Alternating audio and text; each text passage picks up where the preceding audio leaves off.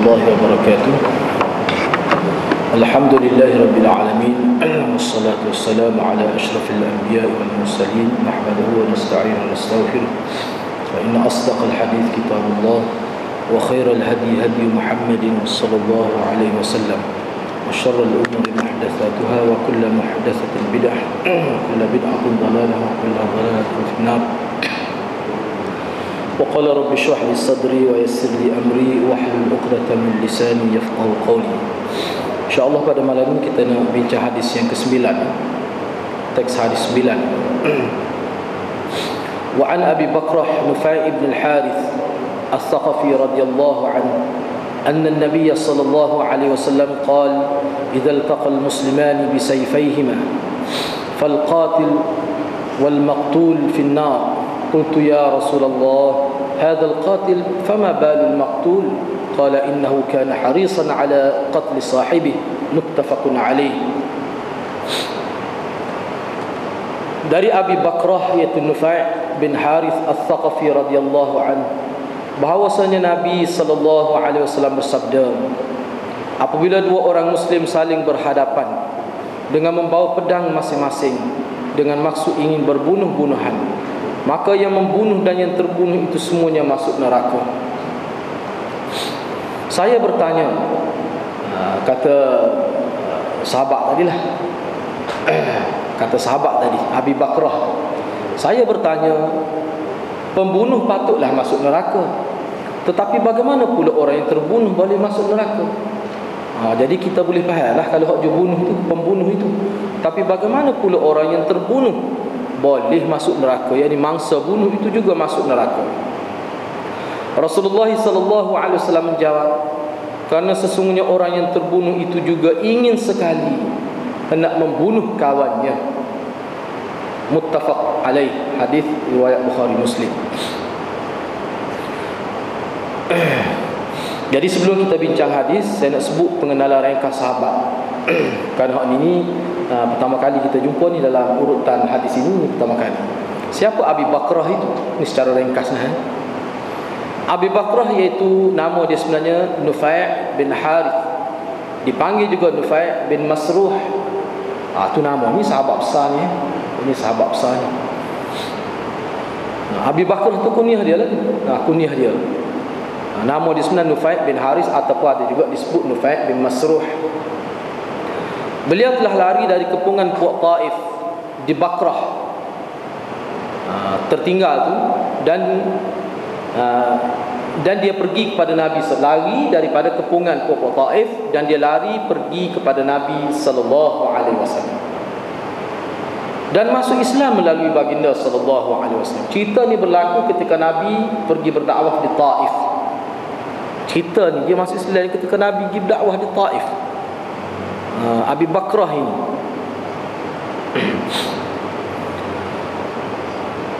beliau telah memberitahu Nabi bahawa beliau seorang hamba.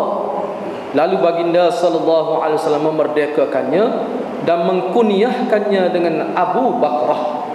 Jadi nama dia, kunyah dia tu Nabi bui. Ini satu kelebihan, seperti Abi Hurairah dan ramai lagi sahabat-sahabat yang lain. Ini Abi Bakrah ini. Saya ambil kesempatan nak sebut ni sebab sahabat ni 100,000 lebih. 100,000 lebih. Sekurang-kurang 125,000 sahabat. Jadi di sampai-sampai kita belajar hadis ni, kita berkenalan lah dengan sahabat. Bukan semua kita boleh kenal sahabat nama dia, sebab setengah tu tidak tercatat pun. Ni ada dalam catatan, dalam himpunan ulama. Bani Thaqif yang tinggal di Taif itu, Bani Thaqif minta Nabi mengembalikan Abi Bakrah sebagai dalam keadaan hamba. Mana dia suhatas mula sebagai hamba. Itu saya kalau ada bahasa sebenarnya itulah, sebab ni saya tak sempat nak edit. Jadi Bani Thaqif minta Nabi hantar balik Abi Bakrah ini. Hantar tu dalam keadaan hamba, tidak mahu sebagai orang merdeka. Dia minta gitu. Namun baginda enggan berbuat demikian, dan Nabi bersabda, sabda Nabi, hadis Nabi berkait dengan sahabat, huwa taliqullah wa taliqu rasulih. Nabi kata, Abi Bakrah ni dia merdekakan oleh Allah, dan dimerdekakan oleh Rasulullah. Mana boleh tarik balik. Jadi Nabi tak sesuruh. Ini kelebihan dia lah, kelebihan Abi Bakrah. Abi Bakrah ada berkata, Ana Abu Bakrah Maula Rasulullah sallallahu alaihi wasallam. Fa inna aban nas illa an yunsibuni fa ana Nufai' bin Masruh. Ini saya tak terjemah ni. Kata Abu Bakrah, dia ada berkata, dia kata saya ni Abu Bakrah. Ni dia sebut ni selepas dia masuk Islam, selepas Nabi bui kunyah pada dia Abu Bakrah. Saya Abu Bakrah, hamba bebasan Rasulullah sallallahu alaihi wasallam. Sesungguhnya orang ramai tidak mahu menisbahkan saya, tidak mahu kaitkan saya dengan mereka. Itu maksudnya. Orang ramai tak sim, dia hamba. Hamba ni tak ada harga zaman dulu. Orang tak sim pun kait saya dengan keluarga dia, tak sim. Tak sim sabit. Saya lah dengan bangga, saya Nufai' bin Masruh. Dulu hak kamu hina aku dulu. Semasa aku jadi hamba Nufai', sekarang ni aku Abu Bakrah. Siapa dia bubuh nama? Nabi sallallahu alaihi wasallam. Dia bangga dia ni maula Rasulullah. Aku ni hamba yang dibebaskan oleh Nabi. Biarlah orang lain tak say guna nisbah dia untuk aku. Sebab kita lah, kalau orang jahat kita tak sewi sabit dengan kita. Tak sewi sabit dengan kita. Bahkan kalau anak kita tak ada tu kalau boleh orang tak usah sebut lah, tak usah kait dengan kita. Dia ni pun ayatnya, dia ni tak ada nilai. Semasa ketika dia kafir tak ada nilai, dia hamba. Tapi bila Nabi bebaskan dia, bui nama Bakrah, dia bangga. Aku hamba bebasan Muhammad. Tak ada orang nak nisbahkan aku kepada dia, nak kaitkan nama aku dengan dia, dengan bangga aku Nufai' bin Masruh. Ni sahabat dia bangga dengan Nabi. Ini bukan bangga kerana diri dia, bangga dengan Nabi sallallahu alaihi wasallam. Nabi sallallahu alaihi wasallam telah mempersaudarakannya dengan Abi Barzah Al-Aslami. Dalam semasa Ikha di Madinatul Munawwarah, semasa proses mempersaudarakan di antara Muhajirin dan Ansar. Jadi dia ni adalah daripada pihak Muhajirin. Nabi telah mengikhakannya, mempersaudarakannya dengan Abi Barzah Al-Aslami. Barzah tu dia ta marbutah, barazatah. Tak kita tak barzah alam barzah dalam kubur lo. Dah. Nak ejo aku Melayu ni rohak kalah ni. Memang tu tidak rohak, bukan rohak tak nak ejo. Ejak dia barazah tak marbutah, tak pula ada titik. Jadi bila kita berhenti kan dia punya barzah. Bukan kha, nama tu ka barzah. Takut tukar dengan kha tu, dak barzah. Kita berhenti pada huruf ha lah sebab baca Quran tu lah. Al-Aslami. Jadi Abu Bakrah ni adalah seorang yang saleh, sangat warak dan merupakan sahabat Nabi yang terpilih. Dia dikatakan min khiyaris sahabah. Disebut lagi tak, dia ni min khiyaris sahabah, antara sahabat Nabi yang terpilih. Dia ni beliau tinggal di Basrah. Mana selepas Nabi wafat lah maksudnya, dia tinggal di Basrah. Hasan Basri berkata tentang beliau, Hasan Basri, tidak ada mana-mana sahabat yang singgah di Basrah dan tinggal di sana yang lebih mulia daripada Imran bin Husain dan Abi Bakrah radhiyallahu anhuma. Tak ada. Nak ayatnya kelebihan. Kelebihan. Ini perakuan daripada tabi'i besar Hasan Basri. Ini tabi'i besar ni Hasan Basri ni. Dia kata ramai juga sahabat yang singgah, patut ada yang duduk di Basrah itu tetapi tak boleh nak lawan dua orang sahabat Nabi. Memang hebat sungguh. Itu Imran bin Husain dan Abu Bakrah radhiyallahu anhuma. Beliau iaitu Abu Bakrah inilah antara sahabat yang berkecuali dalam fitnah Jamal dan fitnah Siffin, dengan tidak berpihak pada mana-mana kumpulan. Dalam konflik yang berlaku di kalangan sahabat Nabi, dia berkecuali. Sebab tidak jelas.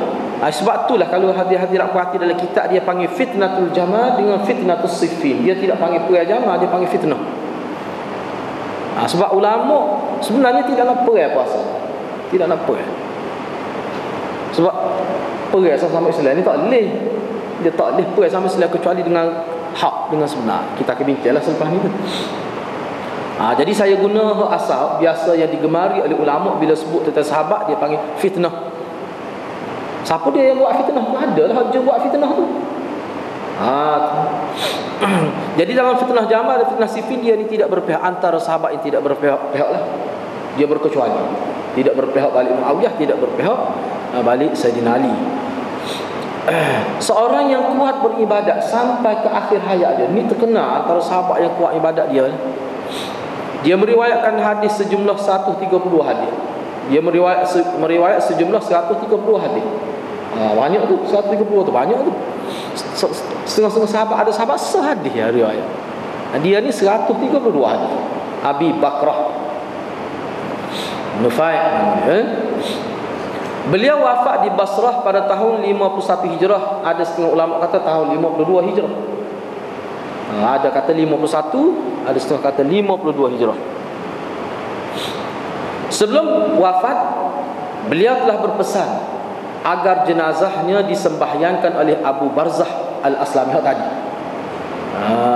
Abu Barzah Al-Aslami.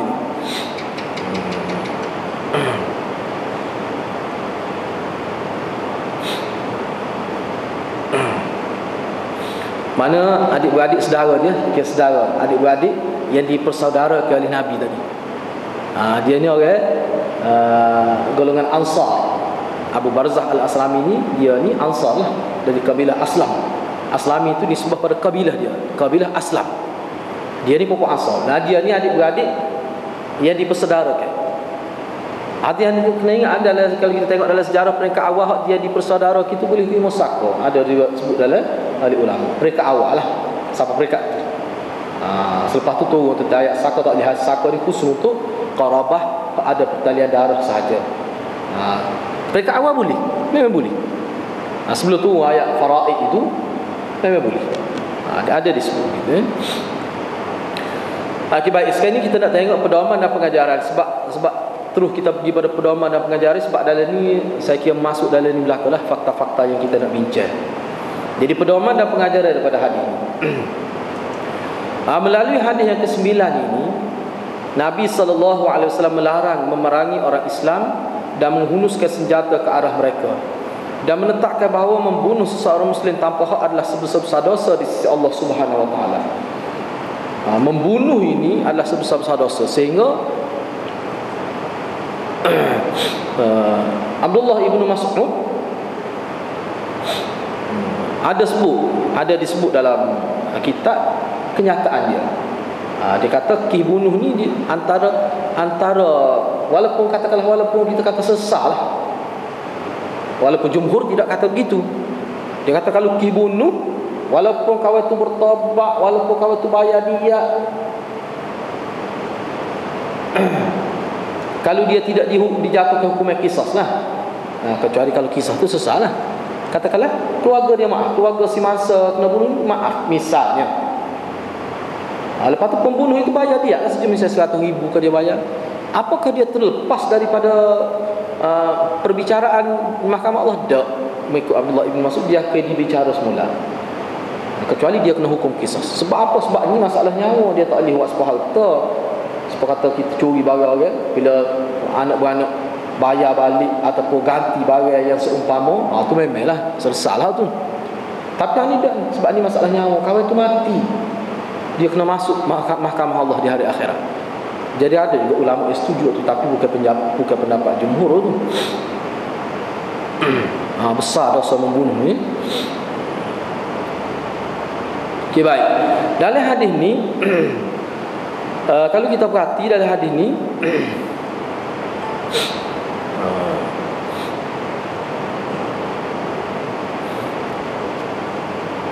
benda isu yang jadi tidak faham sahabatnya, orang yang membunuh tu kalau dia masuk neraka menasabah lah. Tapi orang kena bunuh masuk neraka dia hukum mana? Tu yang tak faham. Jadi sebab itulah di sini sebelum kita nak bahas tu, kita kena tengok dalam huraian ulama. Para ulama menyebutkan lintasan hati atau pembisikan hati itu ada 5 bentuk. Sebab dalam hadis ni dia guna haris. Dalam hadis ni dia guna harisun.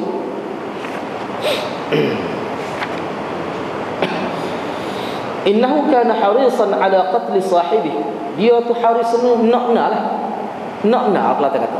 Ingin bunuh, cuma tak ada dia. Dia masuk lagi. Kalau dia dia kan betul mati. Jadi baiklah, tak apalah. Cumanya kita perlu faham. Ni molek ni, kau ni molek. Para ulama menyebutkan lintasan hati ataupun hadithun nafs, bisikan nurani manusia itu, dia ada 5 bentuk. Ada 5 bentuk. Yang pertama dia panggil al-khatir ataupun al-khatar. Al-khataru ataupun al-khatir, iaitu lintasan hati yang menjadi kebiasaan manusia.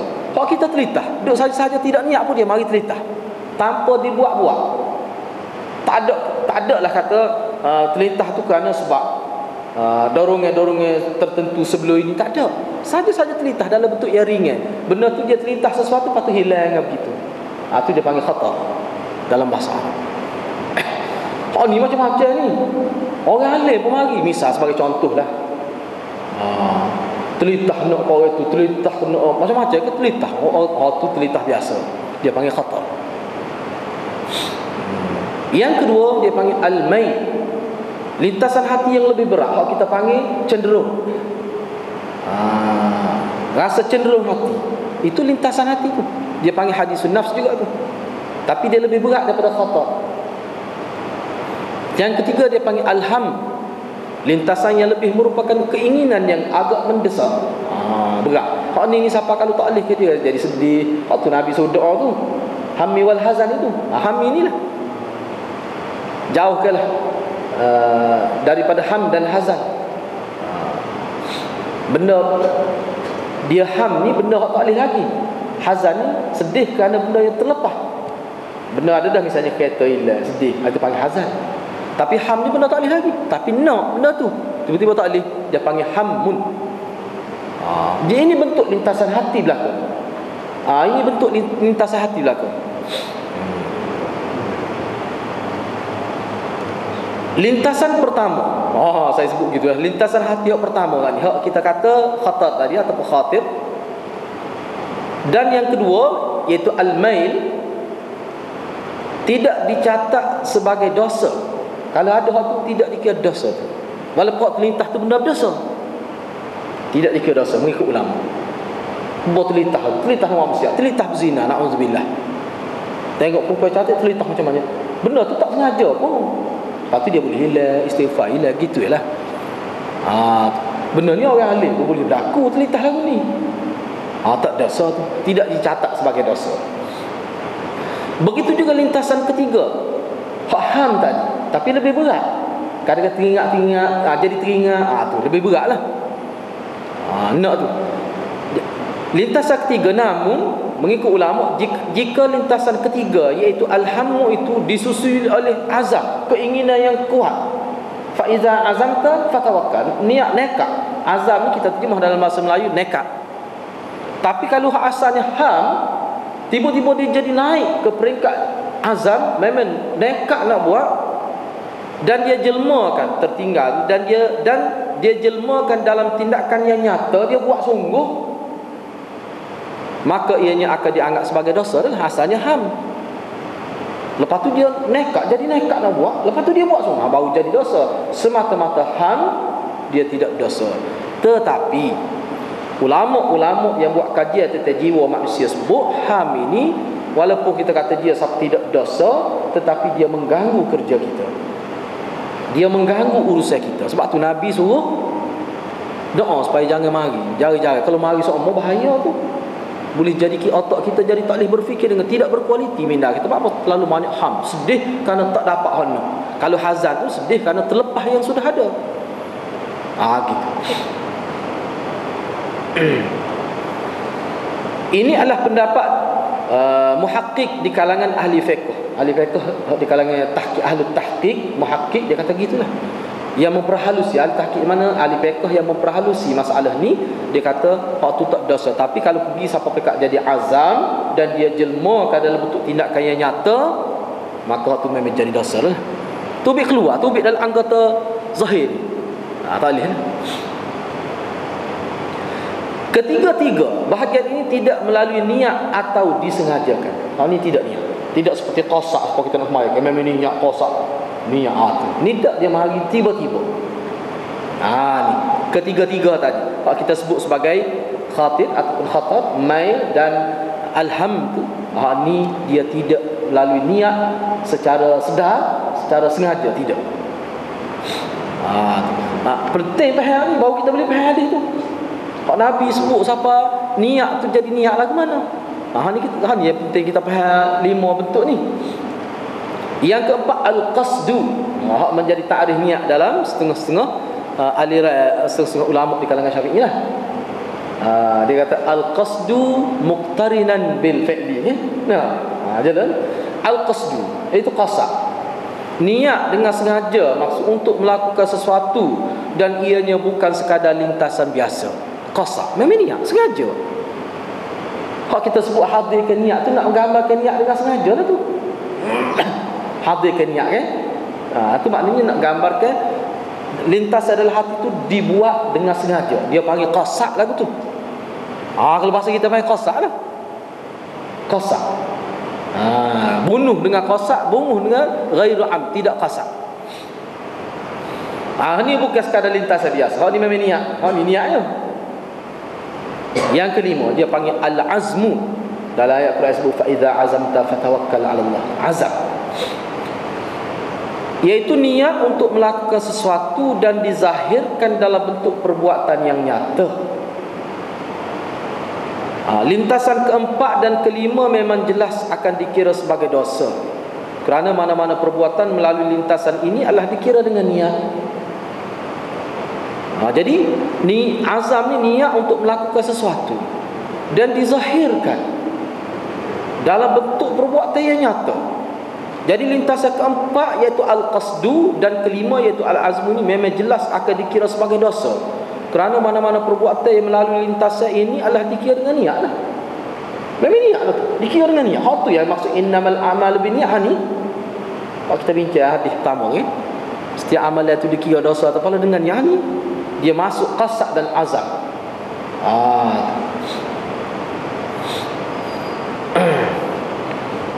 Para ulama menganggap para ulama menganggap tindakan mengangkat senjata untuk memerangi muslimin ataupun muslim yang lain adalah termasuk dalam kategori niat dengan sengaja dan menyusulinya dengan tindakan. Hadis ini adalah hujah yang menyokong pendapat mereka. Jadi Nabi kata masuk neraka yang kena bunuh tu kerana memang dia niat nak bunuh, dia pergi dah melakukan, cuma tak ada kriya bunuh tu. Cuma pembunuh itu tak ada dia kawal tu dulu. Kalau dia kriya tu kawal tu akan mati seperti dia juga. Walaupun jadi hak niat perbuatan itu memang dia buat dah. Jadi hak Nabi kata masuk neraka kena bunuh tu sebab apa? Sudah ada qasad dan azam, dan dia jelmakan dalam bentuk tindakan sampai pergi perang. Kecuali tak pergi perang. Kalau dia niat nak bunuh sahih dia duduk rumah, sahih dia mari bunuh dia. Dia tak tobik lagi untuk melaksanakan niat dia. Hak tu semua ulama kata tidak, tak apa. Tu tidak dosa dia lagu tu. Ni dia tobik dah ke medan. Sebab tu kita kalau perhati hadis kan, bawa senjata tu. Bawa senjata kedua-dua orang muslim itu bertembung dengan maksud nak perang, dengan niat yang nak perang, bawa senjata. Mana sudah berlaku, dia buat dah niat dia tu. Niat tu dia buat dah. Bukan kata duduk dalam, bukan jadi semata-mata fi'lul qalbi dah tu, tidak. Itu maksud hadis ni.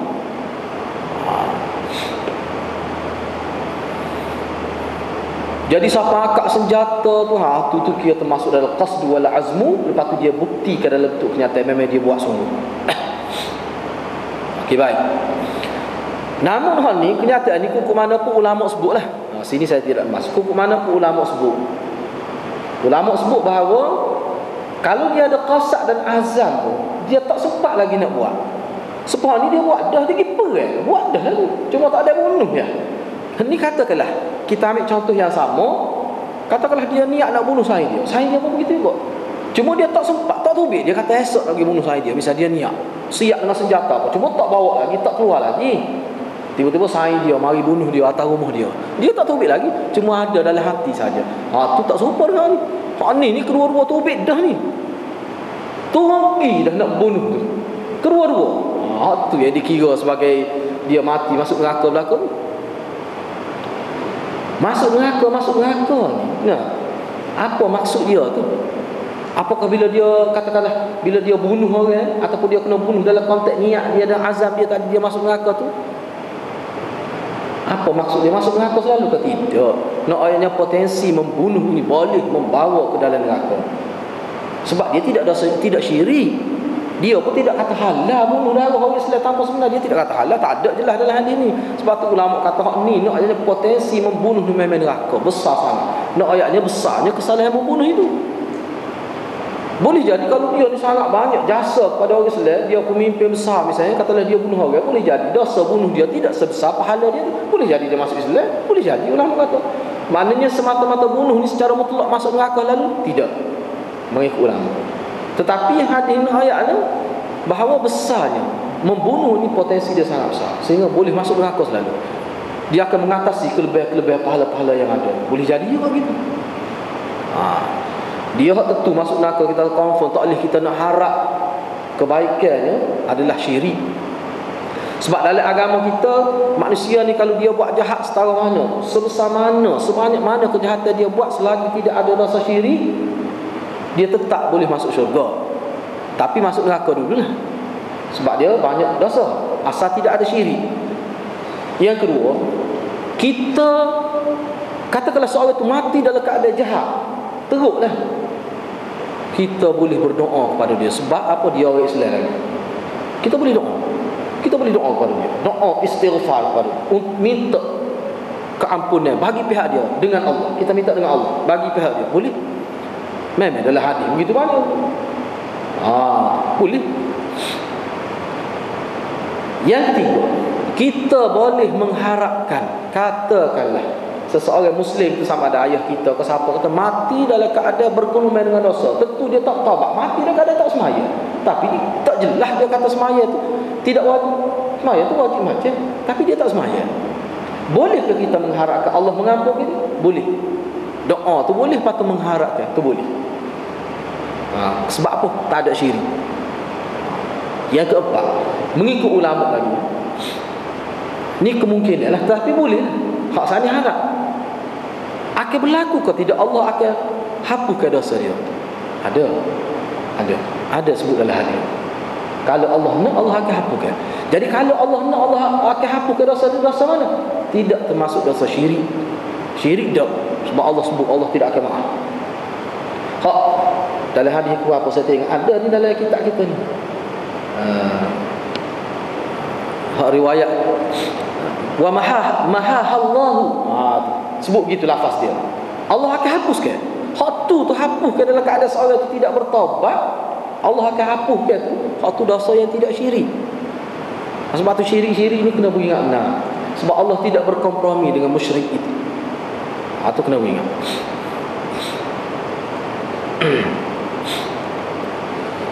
Wajib menyingkat kemuskilan. Pedoman dari pengajaran hadis, wajib menyingkat kemuskilan atau kekeliruan yang menyelubungi seorang melalui soal jawab. Jadi kalau kita duduk bersoal jawab itu, ingat hal itu adalah sunnah Nabi, boleh pahala besar. Bahkan setengah ulama kata setengah-setengah keadaan kalau melibatkan hukum yang menyebabkan jadi kita buat hukum tu jadi tak betul, kita ibadat jadi tak betul, tapi kita tak tanya, itu dosa. Itu kita jadi boleh dosa. Maksiat dikira. Itu kira jadi maksiat. Dikira sebagai ahli maksiat dia. Misalnya dia semaya, dia tak jelas beberapa perkara berkait dengan semaya, dia telitah. Mana syubhat lah bagi dia yang benda-benda tu. Tapi ibadat tu ibadat yang dia kena buat, tak boleh tangguh. Dia tak tanya, dia pakai gigi lagi tu. Semua zakat misalnya. Zakat orang kita ni banyak tak tahu misalnya. Dia ada keliru lagu mana, tapi dia keluar dia zakat, dia kata tak jelas, dia tak tanya orang. Tak boleh lagi. Sebab benda dia nak buat, kecuali hak tak terlibat. Kalau tak terlibat boleh kira. Misalnya kita nak buat sesuatu yang ada hukum, tapi kita tak tahu, kita tak tanya, kita buat, tu tak boleh, tu ahli maksiat. Tetapi kalau kita tak terlibat dengan misalnya kita tak tahu bab perniagaan, dia kita tidak nak niaga pun, tu lama kata tak apa. Sebab dia fardu ain ni bila kita nak terlibat dengan perniagaan, kena tahulah hukum halal bab niaga tu. Gitu. Jadi haram berdasar pada hadis ni juga haram berperang kerana matlamat dunia atau apa-apa maksud lain yang tidak berlandaskan syarak. Berdasar pada hadis ni, ulama buat kesimpulan bahawa haram berperang kerana matlamat dunia atau apa-apa maksud lain yang tidak berlandaskan syarak. Melalui hadis ini juga Nabi menceritakan nasib kedua-duanya. Kedua orang muslimin tadi, orang Islam tadi, perang tadi, nasib dia kena masuk neraka. Ini menjadi dalil bahawa perangan itu tidak kerana agama. Jadi hak ni, huraian hak ni, kalaulah kita perang sama Islam, katakanlah sama Islam, tapi kalau dengan maksud agama, tak apa. Kalau dengan maksud agama, kalau berperang kita tak nak sabar dua orang, sebab tu dia kira istilah berbunuh-bunuhan. Macam kita balaslah, kita guna bahasa yang lebih sesuai dengan dua orang. Kalau kita balas, bertelingkuh sampai mereka mati, tetapi dalam konteks hak, misalnya nak mempertahankan maruah kita, siapa kita bunuh dia, tu bab lain, tak masuk dalam hadis ni. Tak masuk dalam hadis ni. Bahkan kalau kita mati kerana itu, tu memang syahid. Nabi sebutkan beberapa perkara, seorang itu dikira syahid kalau dia mempertahankan maruah dia, nyawa dia, harta dia dan sebagainya. Itu syahid, itu bab lain. Hak ni tidak kerana agama. Walaupun dalam hadis ni tak sebut jelas, umum hadis ni tak sebut jelas kerana agama, tetapi bila dikaitkan mati masuk neraka, cara tu mana hak ni kait dengan dunia, kita faham mana tu? Apakah sengaja fikir dia? Hafiz Ibn Hajar ada huraian. Hafiz Ibn Hajar menyebutkan, sesungguhnya Al-Bazzar mengeluarkan hadis, idza tataltum 'ala dunya fal qatil wal maqtul finnar. Apabila kamu berperang dengan maksud dunia, maka yang membunuh dan yang terbunuh itu masuk neraka. Sebut terang, 'ala dunya, kerana dunia. Jadi kena tengoklah. Jadi makna ni waktu bihak ni kerana nak sebagai hurah kepada hadis yang sedang kita bincang. Sebab hadis yang kita bincang tak sebut 'ala dunia, tapi hadis lain yang sebut. Jadi kita kena kompromi kedua hadis tu, bahawa yang maksud Nabi sebut secara tak ada kait itu dalam hadis yang ke-9 ni, kita kena faham dalam konteks hadis ni. Hak Bazzar buat hari ni mengikut Hafiz Ibn Hajar lah. Jadi hak kata mati tu perang tu kerana atas rasa dunia, bukan atas rasa agama. Kalau atas rasa kebenaran, maka mati tak apa, atas rasa kebenaran, mati syahid. Hak ni kerana dunia. Kerana dunia ni luah lah, kerana dunia ni luah. Kerana dunia ni luah, tidak berkait dengan agama. Ataupun kita kerana perempuan, tapi tidak berkait dengan agama. Tapi kalau kerana perempuan, dia tu isteri kita, dia tu anak kita, ataupun dia tu perempuan tu nak dicabur, kita mati, perang lagi, kita balas tu. Tu bab lain. Dunia ni tak ada kait dengan agama. Tak boleh kita nak tengok aspek mana kait dengan agama tu. Jadi hak ni bergantung pada niat. Jadi ni kita serah pada Allah lah. Bila kita tengok orang mati kerana perempuan, jangan kita kata orang mati masuk neraka. Tak boleh. Kadang-kadang orang kita ni, kita nak sanggup mati. Tengok dulu. Kalau perempuan tu nak kena rogo, kita lepas tu kita mati gitu. Tu agama tu. Sebab tu dia kata niat lagu mana. Kita tak tahu. Kadang-kadang banyak benda yang tertutup pada kita. Jadi sebab itulah kita akan jumpa akan datang sebuah hadis ni, walaupun saya sebenarnya hadis ni tak habis. Setelah saya tak ada, saya akan baca dalam ni. Kita buat, tapi insya-Allah saya akan cubalah selepas supaya mudah kita faham. Jadi pertama sekalinya, Imam Nawawi mari di bawah bab ikhlas ni. Kenapa? Kerana berdasar pada hadis tak apa jelas lah mana. Dasar pada hadis lain. Mana niat dia tu kenapa? Hak niat tu lah kita tak tahu. Dalam hadis tu tak jelas. Cuma Nabi sebut gitu tak? Tu persoalan. Kan Nabi ni wa ma yantiqu anil hawa in huwa illa wahyun yuha. Jadi Nabi sebut ni Nabi tahu. Nabi tahu bagaimana? Kau Nabi tahu niat seorang. Tak ada ulama kata gitu. Nabi tak tahu niat kita, kecuali Allah beritahu. Jadi hak ni Nabi sebut gitu kerana niat kawan ni hak yang mangsa bunuh ni pun memang dia niat sebab tadi juga. Niat nak bunuh juga. Ada qarinah dia tu. Nabi jelas bagi Nabi. Sebab itulah ulama juga buat kesimpulan, dalam apa-apa yang berlaku kita jangan hukum pada zahir. Jangan. Walaupun kita nampak jelas dia tu nampak tak betul, jangan kita buat keputusan. Tak boleh. Sebab apa? Kita mana tahu niat dia. Kadang-kadang seorang ni niat dia tak serupa dengan perbuatan dia. Kadang-kadang Tak boleh. Sebab tu Imam Ghazali, saya sebut dah sebelum ni, Imam Ghazali buat gambar nak suruh kita mudah faham. Dan syaitan ni dia cerita pada kita. Saya nak buat dua cerita ringkas. Mudah faham. Itu uslub Quran. Awak mari cerita uslub Quran. Hadis tu salah satu uslub untuk memahamkan orang. Misalnya Imam Ghazali, dia kata kalau kamu nampak seseorang yang pergi botol, lepas tu ada air, lepas tu dia nampak macam nak ubah, kamu tak boleh kata dia minarok. Sebab ada ihtimal, ada kemungkinan yang kamu boleh takwil. Selagi ada kemungkinan, kamu tak boleh buat hukum. Kecuali benda tu tak ada kemungkinan. Tu saja. Muhkam. Barulah kita boleh buat hukum. Tu pun hukum tu tidak muktamad juga. Boleh jadi di air tu nampak tu air sejuk ataupun air teh, macam-macam kita boleh takwil. Boleh jadi nak ubah tu kerana tanah tidak sama. Selagi ada takwil begitu, tak boleh buat keputusan. Enggak, kita ni banyak benar boleh takwil benda-benda yang berlaku ni. Maka jangan gaduh. Untuk beringat tak apa. Waspada, beringat pada itu kerana ada karinah itu tak apa. Tidak dikira sebagai su'zan yang diharamkan oleh agama. Tidak dikira. Ini dalam bab yang kita perlu faham. Sebab tu orang Islam ni kalau dia faham oleh agama, dialah orang yang paling cerdik dalam tindakan. Selain daripada itu, mana ulama sebut jugalah bahawa cerita yang kedua, nak ayatnya syaitan. Sebab tu kita jangan gaduh. Ni cerita pondok.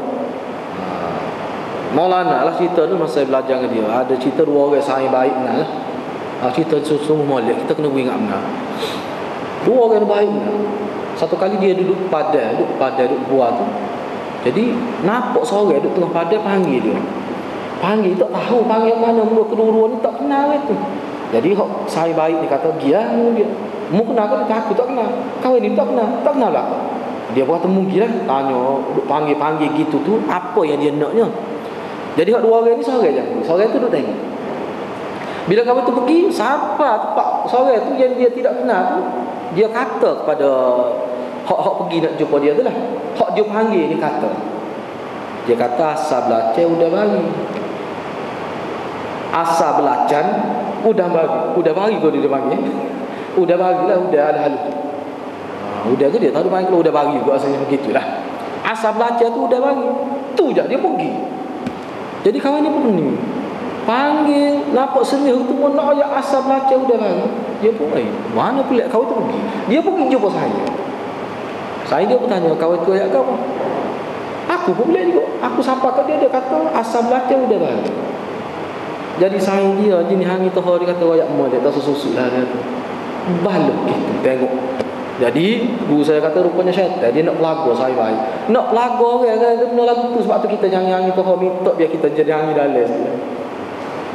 Tu cara manusia, cara syaitan. Dia cerdik syaitan. Dengan hak tu dia boleh menyebabkan jadi balok, jadi bertelengkoh dua saya baik. Kau ini kata mu kita saya baik. Tak kata ayat rahsia ke dia. Tak kena tak nak sahabat siapa dia panggil tu ayat asal belacan udah bagi, mesti ada benda lain susuk aku. Sekala tak ada susuk, aku tak ada susuk pada rahsia. Jadi menyebabkan timbul rasa tak percaya pada saya dia. Tu tengok syaitan cerdik tak cerdik. Sebab tu kita kena beringat. Banyak benda saya pak raja hak nampak kelih ni pun. Mutaligat sah ke syaitan hak cerdik gitu mu. Itu cerita tu nak ayatnya kalau tak ada perasaan seperti yang Nabi ajar, sangka baik dia akan rasa. Tengok asal belacan udah bagi boleh balik. Simple je cerita tu. Tetapi tengok apa dia buat suara. Tak nak siapa nak ayat tu mesti ada benda. Mu tak saya ayat aku. Lepas tu tak ada faedah kita saya baik kalau gitu. Aku sekali dia pun simpan satu perasaan yang tidak senang pada kawan. Saya dia pun ayat ada muka itu yang gitu ya. Jangan termain orang ni kan dia suruh kita bal begitu mudah ya. Misalnya ada satu kisah qadi cerita saya. Ni bahaya ni sampai cerah tangga. Cerah suami isteri. Jadi ada hak jatuh ni dia tahu suami kawan tu ada. Dia pergi ke tepi rumah. Dia kecek slow, so bisik buat tino. Kawan tu tak tahu mah. Yang terbuka cepat lebih tu ni lama dah hari ni. Buat apa sekala. Tak tahu lelaki kawan tu ada. Macam-macam hari dalam kepala tu lelaki. Dulu kau tidak SMS lah ni SMS. Lagi teruk. Jadi tu lelaki pun syok pada isteri dia. Apa orang jatuh di luar rumah nak kata buka, tapi itu tu apa skala. Dia nak pelaga suami isteri. Jadi isteri dia kata hamba tak ada buat apa-apa. No, hamba tak pernah sama dia. Tapi tu lelaki dia ni, dia rasa syak, takut isteri dia curang ke mana. Benda lagi cerah. Tengok manusia dia belajar dengan syaitan sana tu.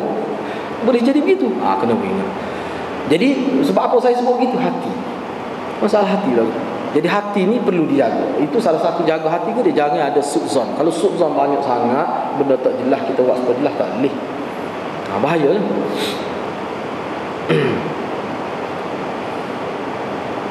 Jadi beliau telah beliau yakni Hafiz Ibn Hajar telah memperkukuhkan kenyataannya dengan riwayat Muslim. Dia mari riwayat Muslim nak hurah hadis ni. Maknanya ulama ni nak faham hadis ni mari beberapa riwayat lain sebagai sokongnya. Misalnya dalam riwayat Muslim ada Nabi sebut, Nabi bersabda, la tadhhabud dunya hatta ya'ti 'ala an-nas zamanun la yadri al-qatilu fima qatala wala al-maqtulu fima qutila. Faqila kaifa yakunu dhalik? Qala al-haraj. Kata Imam Qurtubi, hadis Muslim ini memperjelaskan maksud al-qatil wal maqtul ala ala nar. Finnar, bukan ala nar, finnar. Apa maksud? Nabi bersabda tidak akan hilang dunia ni. Dunia ni tidak akan kiamat maksudnya. Dunia tidak akan musnah sehingga akan datang kepada manusia suatu zaman fitnah besar sehingga pembunuh pun tak tahu dia bunuh orang ni kenapa. Apa sebab bunuh orang?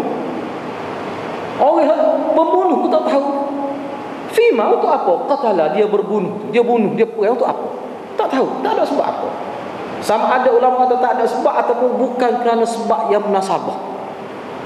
Sebenarnya kecil yang sepatutnya boleh sesat dengan mereka pun jadi pembunuhan.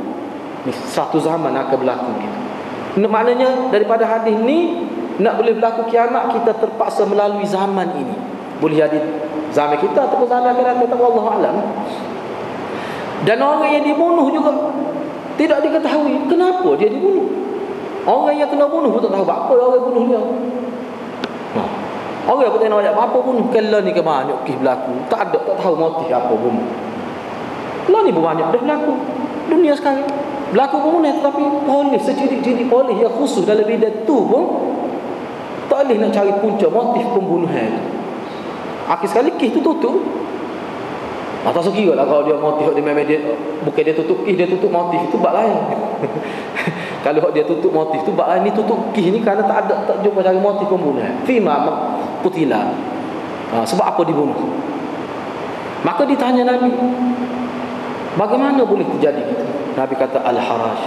Kerana kecamuk dalam keadaan kecamuk jiwa manusia masa itu dalam keadaan tidak ada agama. Ada agama tetapi jiwa yang tidak bergantung dengan agama. Begitulah contoh jiwa yang tidak bergantung dengan al-haraj. Ittiraq jiwa dia tu. Kata Imam Qurtubi, hadis Muslim ini nukilan Ibn Hajar ni. Nukilan Ibn Hajar semasa menghurai hadis ni lah dalam Sahih Bukhari. Dia sebutlah ni berkenaan masalah ni. Dia kata Imam Qurtubi kata hadis Muslim ini memperjelaskan maksud al-qatil wal maqtul finnar. Mana bunuh tu dengan tanpa sebab lah, ataupun sebab yang tidak boleh dianggap sebagai sebab. Tak pernah sabar. Begitu maksudnya. Jadi setakat itu baik, saya nak baca sini hak berkait sebab ada huraian dia ni. Dalam kitab ni ada sebut. Jadi hak ni saya tak sempat nak kait. Saya nak baca. Ya. Ya. Jadi benda ya? Tak dengar.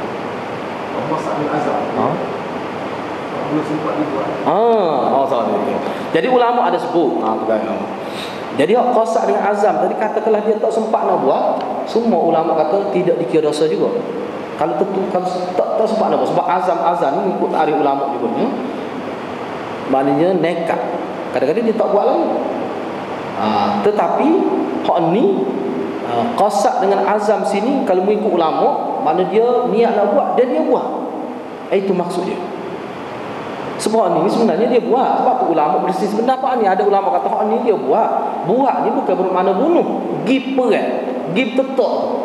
Hak tu niat dia je. Cuma oleh kerana tak ada dia bunuh, dia kawal. Tapi hakikatnya kalau dia dia bunuh. Sebab tu dalam hadis Nabi guna Haris. Haris ini nekat lah, pergi dengan maksud tu. Cumanya ulama sebut tidak termasuk yang 1, 2, 3 tadi tu. Tidak termasuk aku pakai kira hak ni kerana hak ni dia lebih berat. Dia gini. Hak qasak dengan azam ni dia bukan lintasan biasa. Hak tu memang macam benda tu kita kata niat sepenuhnya ramai lah. Dia molek-molek nak semaya, nak buat, nak hak tu mari. Dia asuh, niat yang diasuh. Niat yang dipelihara, niat yang direncanakan. Dan dia memang nak buat ke mana. Dan ternyata dia tubik. Sinilah ulama dalam kitab ni Kunus ni pun dia sebut. Dia kata kalau ada qasak dengan azam tu, niat selama mana buat perancangan musyawarah apa, kalau tak buat lagi tetap tidak dikira dosa. Cuma dalam hadis ni memang dia buat. Sebab tu Nabi guna ibaratnya iltaqal musliman tu, bertemu tu bukan dengan tidak sengaja. Bukan dengan tidak sengaja. Sengaja. Memang tubik cari tu. Tubik dengan niat lagi tetap saya tu. Dia pun niat sama. Dengan niat nak bunuh. Dan berlaku perbalahan tu. Cuma kebetulan nasib baik dia dia tak kena tetap. Dia tetap orang lain. Sebab tu Nabi kata serupa. Sebab apa? Sebab hakikat nak bunuh lah tu. Tu maksudnya. Sebab tu ulama kata walaupun ada qasak, ada azab, kalau tak sempat buat, tak kira. Tak kira tu. Tak kira. Tetapi walau bagaimanapun benda ni memang berada di ambang bahaya. Memang bahayalah ke mana. Walaupun tak dosa, tetapi hak ni seperti dosa. Walaupun tak dosa, tetap tak jadi tu. Tetap tak jadi. Gitu masuk qasak dan azam itu. Mengikut ulama lah. Sebab hak ni dia panggil dalam istilah dia panggil maratibu hadithin nafs. Ini dalam bahasa Arab, dalam fiqhul lughah, dia kata hadithun nafs ni ada 5.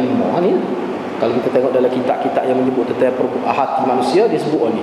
Yang ni bisikan hati manusia ni dia ada 5 jenis. Ni 5 jenis. Jadi kalau yang pertama, yang kedua, yang pertama, yang kedua, yang ketiga tu satu tak apa, sebab dia tidak boleh, dia tidak berat. Tapi kalau qasak ini dengan azam ini memang berat. Memang berat. Bila-bila masa dia boleh buat. Gitu maksudnya. Cuma Imam Nawawi ada bahasan ni saya nak baca sini. Saya tak sempat nak tayang ni.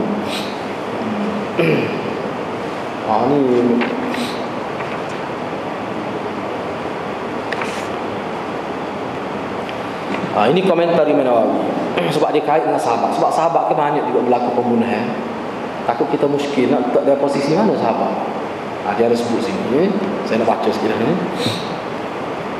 Wa qala an-Nawawi wa amma qaulul qatil wal maqtul min ahli an-nar fa mahmulun ala man la ta'wila lahu wa yakunu qitaluhuma asabiyatan wa nahwa. Kata Imam Nawawi, adapun pembunuh dan mangsa bunuh itu dikira ahli neraka, maka kita boleh faham maksud dia begini. Maka boleh dipaham kepada orang yang tidak mau takwil. Katakan tak saya takwil. Kita nak pakai zahir. Tak saya takwil, nak pakai zahir. Tak carilah niat dalam mana pun, tapi semata-mata tu tak kira lah sama Islam apa. Kita pakai zahir gitu. Memang kalau bunuh dengan maksud tu, dia nak bunuh ni, pergi tubik lah, mana tubik buat. Tubik keluar dengan maksud nak bunuh orang, dia mati ke atau orang lain mati kerana dia berjaya tetak orang tu, kita nak pakai zahir gitu. Mana kita boleh faham berlaku tu. Kalau kita nak pakai tak si takwil, kita kena faham lagu ni, bahawa pembunuhan yang Nabi sebut dalam hadis ni adalah sebagai asabiyah, sebagai kerana asabiyah jahiliyah atas rasa. Maksudnya apa? Laisa minna man da'a ila asabiyah tu. Tu nak asabiyah, kerana asabiyah. Kalau semangat kepuak ya, ataupun semangat dia rasa lebih, pun semangat asabiyah atas bunuh sebagai jahiliyah atas rasa tu. Atas rasa tu. Boleh lah. Kita kena sebut gitu. Dan maksud dia, kata Imam Nawawi, dia ni masuk neraka dengan erti. Seperti saya sebut tadi lah. Dengan erti dia ni mustahak, dia ni layak masuk neraka. Layak masuk neraka. Memang dia layak masuk neraka. Itu maksud dia. dia dibalas dengan tu. Hak ni lah maksudnya, katakanlah berlaku pembunuhan, dia bunuh orang, tetapi katakanlah dia ni jasa besar. Sebab bila dia bunuh orang, ni mengikut Ibn Nawawi, bukan bermakna kebaikan dia tu hilang, tidak. Kebaikan hilang ni sekiranya syirik tu memang dia hilang. Sebab tu bila berlaku syirik, tak tu ambil rasa daripada neraka. Sebab apa? Kosong kebaikan. Lepas tu ternafi lah punca kebaikannya iman. Punca kebaikannya iman. Jadi bila ternafi tu sah kebaikan, punca kebaikan pun tak ada dari dia. Itu makna syirik tu. Kesal syirik besar tak besar syirik tu. Orang kafir, tak ada kau orang kafir ni orang yang bagus, jauh kita kata. Wah, mau orang kafir pun kadang-kadang orang kafir tu kita kata semangat derma lebih besar daripada orang Islam. Tapi apakah akan ada kebaikan? Tak boleh. Sebab apa? Dia punca kebaikan tak ada, iman itu tak ada. Bila punca kebaikan itu tak ada, maka kebaikan yang dia buat itu tidak berguna. Jadi hak ni pun Ibn Nawawi kata, oleh kerana dia tu masih Islam, maka dia dibalas. Tapi kadang-kadang setengah orang tu dah ada pahala tak mana-mana dah. Nak ayatnya buku ke mana pun, ayatnya besar dosa membunuh tu, sehingga dia mengatasi kebaikan yang ada. Maka mustahak, berhaklah dia dengan masuk neraka tu. Itu kata Ibn Nawawi. Sebab dia tak sifatkan secara zahir. Bila bunuh mati, neraka lalu. Tak sifatkan dia. Kadang-kadang Allah boleh maafkan dia. Seperti saya sebut tadi, kadang-kadang sebab ni bukan syirik besar setengah mana pun. Kita akan jumpa akan datang 99 bunuh orang tu. Biar senang ada dalam Riyadhus Shalihin ada. Akhir sekali dia pergi jumpa seorang abid tidak alim. Dia kata tak boleh pergi dah, ni kata 199 orang tak redek lagi, tak boleh, tak nak taubat bukan itu, tak terima. Ahli ibadat dia kata kalau begitu cukup 100. Dia bunuh kau itu, genak 100 orang. Lepas tu ada orang cerita ke dia kan, tu pergi jumpa orang alim. Ni orang alim. Dia nak ayat hadis tu, nak ayat kelebihan orang ibadat kuat tapi tidak alim dengan orang alim. Walaupun orang tidak kenali dia sebagai ahli ibadat, dia orang alim, dia kelebihan orang alim. Maka dia pun counselling lah, kau tu gini. Akhir sekali kau tu pun berhijrah pergi tempat lain. Akhir sekali tak ada siapa, mati tengah jalan. Berbukan malaikat tu, dia ni ahli neraka tu, Malik Zabaniyah dengan Malik Ridwan lah dia. Tu cerita, tu hadis sahih. Mengikut Imam Nawawi, inilah mazhab ahlul haq.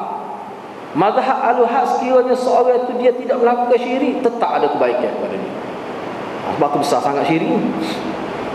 Lepas tu komentar Imam Nawawi, dia kata dalam konteks ni, wa'lam anna ad-dima' allati jarat baina as-sahabah radhiyallahu anhum laysat bidakhilatin fi hadzal wa'id wa madhhabu ahli sunnah wal haq ihsanu dhann bihim wal imsaku amma shajara bainahum wa ta'wilu qitalihim wa annahum mujtahiduna muta'awwinun lam yaqsudu ma'siyatan wala mahdad dunya bal i'taqid kull fariqin annahu al-mahaq wa mukhalifu baghin fawajaba qitalu bal i'taqada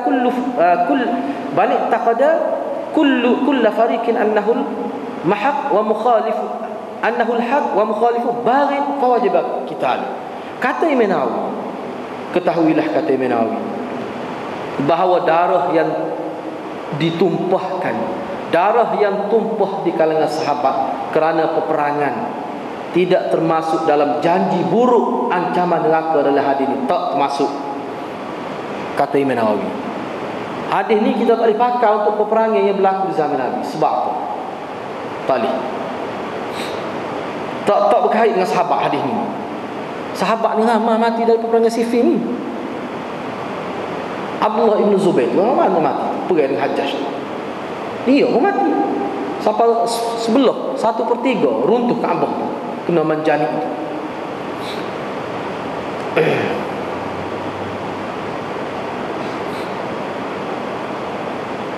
Bahkan kata Imam Nawawi, mengikut mazhab ahli sunnah wal haq, ahlul haq, ahli sunnah wal haq, yakni ahlul haq, kita mesti berbaik sangka, kita mesti ihsanuz zan, wajib kita ihsan zan, yakni kita berbaik sangka, husnuz zan kepada para sahabat, dan kita menahan diri kita daripada membuat komentar liar terhadap mereka, dan kita kena takwilkan peperangan yang berlaku kepada mereka. Kita kena takwil.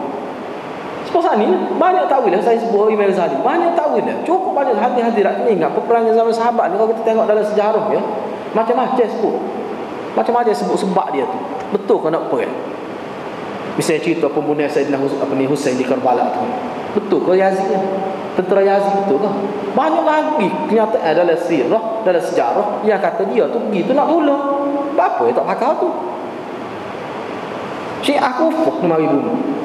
Kerana dia sampai cepat sikit dia tidak bunuh semua. Kalau dia lewat sampai habis dia bunuh. Tu. Jadi dalam sejarah ada lah tu. Tapi kenapa orang kita ni hanya ambil yang tak boleh saja. Saya tengok dalam beberapa malam lepas kita cuba buat perbandingan di antara riwayat Ibn Ishaq dengan riwayat Musa bin Uqbah. Banyak sungguh bercanggah.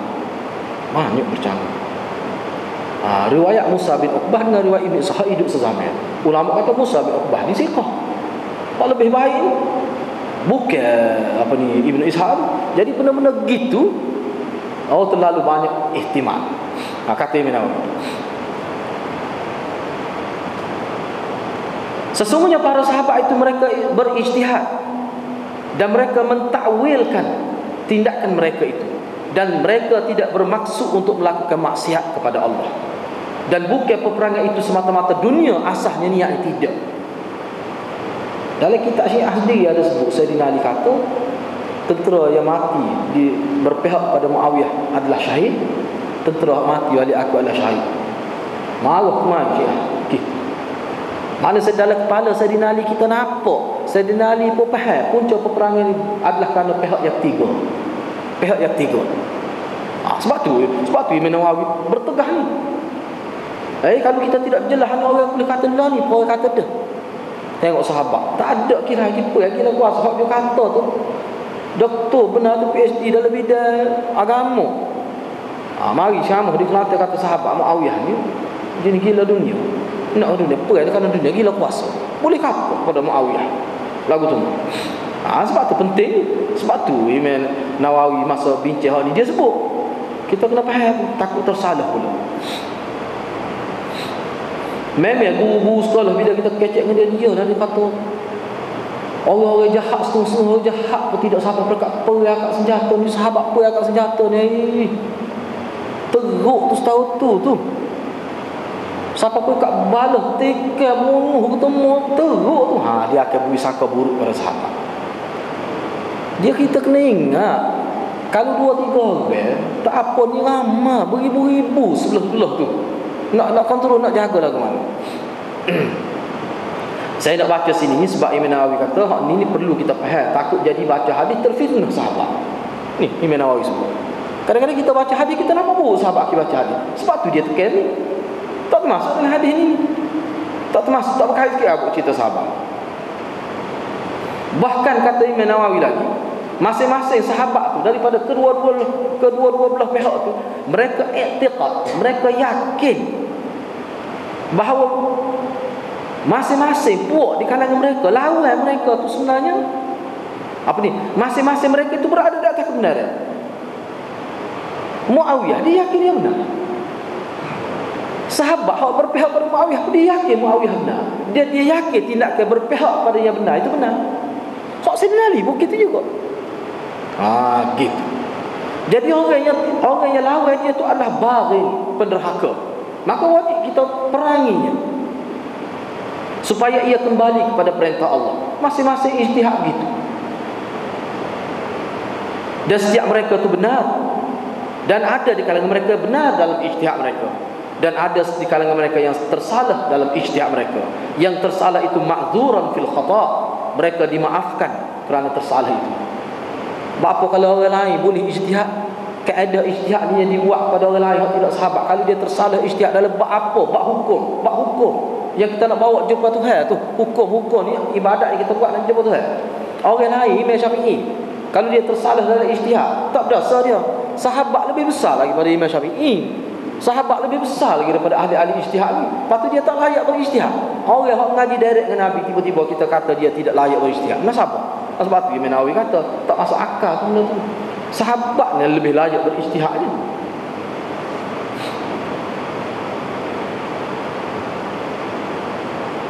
Kerana ahli ijtihad kalau dia tersalah tidak berdosa dia.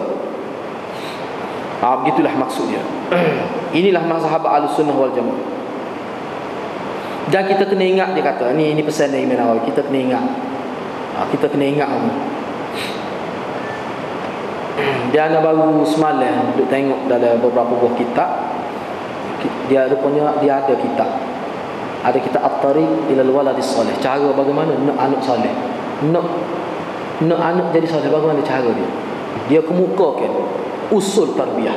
Antara hak dia sebut, dia mai kenyataan pemimpin-pemimpin Islam di zaman sahabat, selepas sahabat. Bila dia suruh anak dia mengaji, mesti dia sebut, mesti ajar kita sahabat. Hak Quran, hadis tu tak sekira lah, sebut kita sahabat. Pernah sebut. Rakyat pada guru dia kena ajar anak aku ni kita sahabat. Maknanya pendidikan kita sahabat merupakan pendidikan trust, subjek trust di zaman salafus soleh kita dulu. Kitab tu tak banyak 60 muka surat lebih, tetapi dia faham usul pendidikan. Umat Islam ni nak mengaji, kena ngaji doktor, kena ngaji apa sahaja yang nak ngaji, dia tak boleh tinggal. Barulah pengajian dia tu boleh pahala. Kalau dia tinggal ni hebat setang mana dalam bidang dia cemburu, dia tidak terdedah pada neraka Allah. Tetapi katakanlah dia tidak maju, katakanlah dia gagal dalam bidang yang dia cemburu, bidang akademik lah, sama ada tak kira lah bidang komputer, tetapi dia jaga usul pendidikan yang dia senara tu, dia tetap boleh masuk surga, dia selamat. Tu usul tu. Misalnya al-iman, dia panggil tarbiyatul imaniyah. Tarbiyah kita keimanan. Dia bahalah situ bawah tu. Antaranya sahabat kena masuk. Dia masuk di bawah tu. Di bawah tabi'ut sahabat. Lepas tu kita kena ajar kepada anak kita ni mana akhlak-akhlak. Kita kena ajar kepada dia akhlak yang baik dengan mendedahkan akhlak yang tidak baik. Kena bercakap benar, kena sebut selalu, tidak boleh berbohong selalu. Sebab itu cara sahabat. Mesti dia ayatlah kaedah dia. Misalnya saya dah sebut sikit lah. Misalnya misalnya kita, bagaimana kita nak anak kita ni biar dia sentiasa hati dia tu kita kaitkan dengan Allah. Misalnya dia kata mudah ya, benda ni semua orang Islam boleh buat. Jahil tahu mana. Misalnya dia kata sebagai contoh, waktu mungkin kita boleh bincang semula lah, kita sampai nak sebut benda ni mudah. Misalnya kita tanya anak kita semayang, kalau kita tanya tiap-tiap hari tak suruh pun dia jadi semayang. Siapa tahu. Misalnya kita keliling, kakak semayang dah, tak apa dia, tak sahaja dia, mungkin dia umur 2 tahun. Dia kata tak ada 15 hari tanya. Lepas tu kita duduk tunjuk semayang, tak payah suruh, pada tanya, lepas tu kita pamit ke semayang daripada dia. Itu pendidikan. Kalau tak hak tu pun tak boleh buat, itulah punca kemusnahan. Tak payah suruh. Nak makan baca bismillah. Bunyi Allah nak suruh bunyi dalam telinga anak kita tiap-tiap hari. Baca dia doa, kalau baca tak baca tak berkat. Sebut perkataan-perkataan yang istilahnya orang kafir tak faham. Itu istilah Islam, berkat. Tak ada dalam kaum warak berkat. Tu cara dia ajar. Perlu cerdik benar kena ajar benda-benda lagu tu. Tu sebenarnya. Hak tu mengikut ulama, mengikut Dr. Abdullah Nasir Ulul, hak inilah sebenarnya asas akidah sebenarnya. Bukan kita ngaji sekolah harap bahas tanjizi hadis, bahagia tu, bahagia ni. Hak dengan dalil tu ada. Hak tu nombor 2. Hak asas sebenarnya yang menjadi jibilah anak, yang menjadi kita kata anak tu terikat, hak tu. Hebat dia penulis, dia kata beginilah. Dia kata sebenarnya orang takut ke hantu ni, Pak. Orang takut pada hantu ni, Pak. Hantunya ada sebut dalam kitab tak ada. Orang Melayu yang kena hantu ni. Kalau aku sebut jin, syaitan, iblis, gitu ya. Bunyinya tak ada sebut dalam hadis. Tapi apa orang Melayu takut pada hantu? Setengah tu tak ada kelih buat hantu. Kesal kita duk sebut semua. Enggak orang Melayu kau dekat ngari kata ada lain semua tu naik cepat hantu gini. Orang kita gelas. Dosa tu semua. Cuba kita gambar ke duk main 5 tahun. Menyebabkan jadi lekat benda tu. Hak ni pun begitu juga. Kalau kita boleh buat semaya dah tanya pula 5 tahun buat gitu. Enggak anak duk kita ni sebelum masuk mesti 18 tahun. Tengok saya tengok memang cukup praktikal cara Dr. Abdullah Nasir Ulul. Tu je sebenarnya. Itu dia panggil asas kita nak fokuskan kepada anak biar dia ada tauhid. Tu sebenarnya. Selepas tu dia mengaji tu nak faham dah. Sebab itulah dia ulama sebut faham dengan melekat dalam jiwa ni dia tak sama. Kadang-kadang faham tapi dia tidak lekat. Sebab sahabat lain. Sahabat ni kadang-kadang Yang melekat tu lebih dahulu daripada perang. Sebab tu dia sanggup perang. Sebab Usairin sahabat Nabi, tak ada semaya serka apa tak ada semaya. Puk masuk Islam, dia lekat saja lepas. Kok mana tak tahu pelik dia sahabat. Akhir sekali dia perang mati lalu. Tak pernah sujud sekali. Usairin nama. Usairin mati pada tahun ke-5 Hijrah. Nama Usairin. Itulah antara sahabat Nabi sebut hadis. Inilah antara sahabat aku yang tak pernah sujud kepada Allah sekali pun, tak pernah maya serka pun. Tapi mati syahid, masuk surga. Nak ayat ni. Jadi benda-benda tu nak supaya lekat tu. Kita ngaji, kita faham gini-gini, belum tentu melekat lagi dalam hati tu. Belum tentu lagi. Hak tu nak melekat tu dia pendidikan, tarbiyah. Bukan ngajar gini, kadang-kadang ngajar gini tu sebagai satu kaedah untuk faham, untuk lekat. Nak lekat tu dia lebih banyak lekat, berasa sanggup. Ada semangat juga sebuah sahabat. Hak tu dia kena buat dalam bentuk kehidupan. Kita teraskan iman kepada Allah dalam bentuk kehidupan. Sebab tu Dr. Abdullah Nasir Luar kata, orang Islam ni dia silap faham. Dia ingat bila nak ajar, nak tetap, nak faham, dia kena atas sekolah ngaji. Tu satu kesilapan besar. Satu kesilapan besar. Akhir sekali anak habis sekolah harap pun kita kata ni tahu, tak kena tu, tak tahu apa satu. Apa tu? Asal ni. Sebab tu dia kata kena masuk lagi. Dia mari contoh banyaklah bagaimana Nabi terapkan kepada sahabat-sahabat kecil ni tetap memang cukup baik. Itu sebenarnya. Jadi kita ajar dalam. Misalnya kita kata dia sebut, kita kata Assalamualaikum, ajar. Kita kena tanya jaga-jaga. Apa sebut Assalamualaikum tu? Sebab ni doa kita nak orang ni baik. Sebab kita nak supaya orang ni jadi baik. Kita boleh benar-benar gitu je. Itu asas ukhuwah. Itu asas ukhuwah. Kalau disebut. Jadi benar-benar gitu sebenarnya. Benar-benar gitu. Cumanya dia sebut situ, dia kata masalah sekarang ni umat Islam ni niat dia tu. Dia ada sebut situ, dia kata kadang-kadang niat kita ni bila niat kita ni, dia niat ni sebab kita ni berhabat niat. Niat ni memang dia hebat, tetapi niat ni kalau sekiranya kita ni sentiasa niat tak baik, dia boleh merubah orang jadi tak baik. Ni satu perkara yang perlu kita faham. Niat seseorang tu kalau dia tidak ikhlas kepada Allah, niat tu akan makan diri dia. Akan satu ketika dia akan jadi merubah. Dia tu akan jadi dia jadi tidak mesra dengan kebaikan. Itu bahaya. Sebab itulah kita akan jumpa dalam kitab ni antara kesimpulan yang ulama buat dalam, saya tak ingat hadis mana, wajib kita jaga hati kita. Sebab apa? Kalau kita tak jaga, maksud jaga tu pastikan niat tu sentiasa kebaikan, ikhlas kadang. Kalau tak jaga begitu, dia boleh berubah jadi syaitaniyah. Kalau berubah jadi syaitaniyah, nak kembali kepada berubah jadi malakiyat itu berat. Itu perkara yang perlu kita faham.